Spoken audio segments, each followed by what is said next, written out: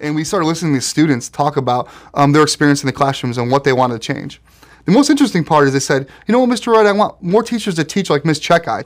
And I said, well, what does that exactly mean? And they started explaining how Ms. Checkeye would use learning targets. Basically, she told them what she wanted them to learn. They talked about what they wanted to learn. They did lessons or activities that helped them understand what they wanted to learn. And at the end of class, she would ask them, have we learned this? Have we accomplished our goals? And they said, this has been amazing that, you know, these guys are juniors in high school at this time, to say, listen, to watch this and to understand this is what activities are meant to be. This is why I'm supposed to learn this.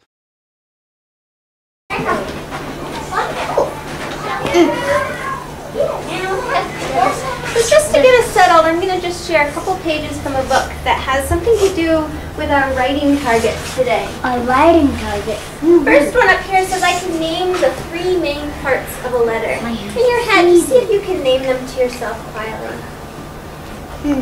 Our second target is I can explain the purpose or the reason why we sent the letter. I'm going to share with you my Learning Targets board. Our district has implemented learning targets to help focus our teaching objectives as well as improving student learning.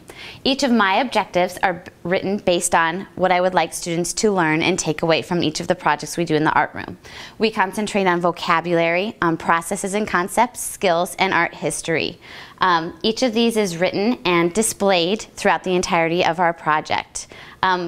With these being posted, I've noticed a lot of difference in students knowing exactly what is expected of them and actual improvement on the finished pieces of our projects. So not only has it helped guide the students, but helped improve their student achievement.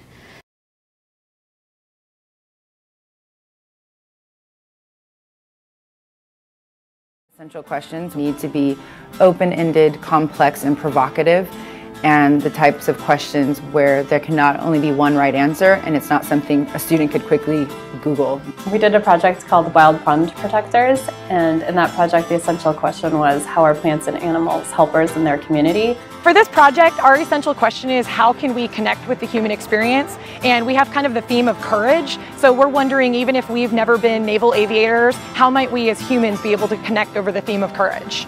The central question was, what does it mean to act like a girl? And it was a 3rd grade project about gender norms. One thing I've learned is that simple questions often beget complex answers. So during a biology humanities collaborative water testing project, students worked with a local nonprofit organization to investigate the question, is it safe to go in the water? A lot of the projects that I've been really working on in recent years has been with an organization or with someone or a need-based project. So that essential question kind of comes naturally out of that need. I start just drafting out questions, and I'm okay. I love getting feedback from other people if I feel like, oh, this is not open-ended enough. Sometimes during the planning process, we start with an essential question and build the project experience around that question.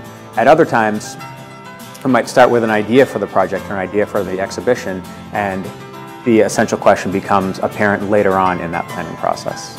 When students approach it, that final product or the way they answer it is not, hopefully won't always be the same for everyone. It's valuable at so many stages. Initially, I think it's a good framework for understanding where you're going to go with the project, but I think in the most meaningful projects I've been a part of, there's been a time when a student can point to every single activity that they'll have through the year and be able to respond to that essential question in some way.